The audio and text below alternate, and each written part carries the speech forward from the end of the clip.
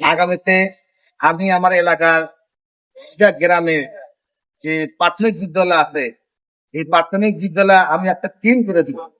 এই টিম প্রতিটা প্রাথমিক বিদ্যালয় পর্যবেক্ষণ করবে, সেখানে সঠিকভাবে শিক্ষা প্রদান করছে কিনা, শিক্ষক শিক্ষিকারা সেখানে সঠিক অবস্থান করছে কিনা, এবং প্রতিটা স্কুল, মাদ্রাসা, কলেজ সবগুলোতে আমি একটা টিম করে দেবো। এখানে সবার সুশিক্ষায় শিক্ষিত করার জন্য প্রতিটা স্কুলের শিক্ষকদের একটা ভূমিকা আছে, তারা সঠিকভাবে তারা পর্যবেক্ষণের মাঝে বের করবে।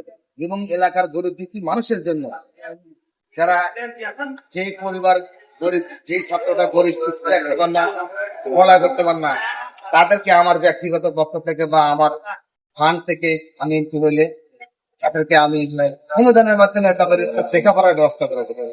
এবং যারা এই এলাকার যারা উচ্চ শিক্ষিত, তাদের চাকরির ব্যবস্থা করবে প্রত্যেকের। এবং যারা স্বল্প শিক্ষিত এবং যারা একেবারেই নিরক্ষর, তাদের এমন ভাবে ট্রেনিং এর ব্যবস্থা করব, প্রশিক্ষণের ব্যবস্থা করব, যাতে আমার এই এলাকার স্বল্প শিক্ষিত লোকেরা তাদের এলাকা কর্মসংস্থান করতে পারি।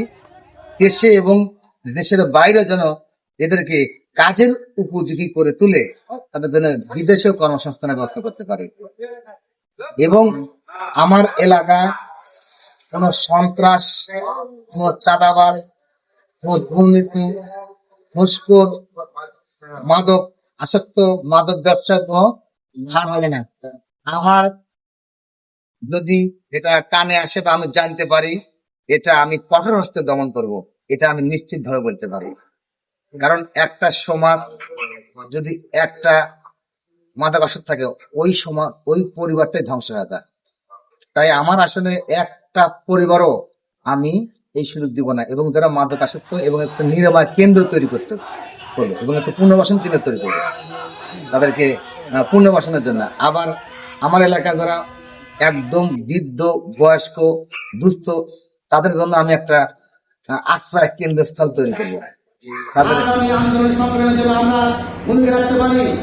আমি একটা কথা বলতে পারি, বর্তমান বাংলাদেশের অবস্থা হিসেবে যে ভোট বাংলাদেশের নাগরিকদের এটা সাংবিধানিক অধিকার, রাজনৈতিক অধিকার।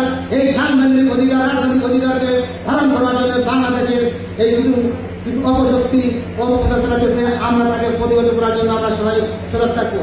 আমাদের সজাগ থাকতে হলে কি হতে হবে? আমাদের এই স্বেচ্ছাসেবক দলকে আপনাদের ভূমিকা রাখতে হবে। গত আন্দোলন সংগ্রামে আমাদের এই স্বেচ্ছাসেবক দল সর্বোচ্চ ভূমিকা রেখেছে।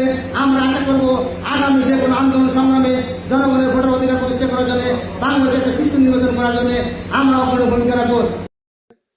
বেঁচে থাকার জন্য, কারণ মৌলিক অধিকার আপনার যে কর্মসংস্থান কথা বলেছি, এবং চাকরির কথা বলেছি, এবং নিরাপত্তা।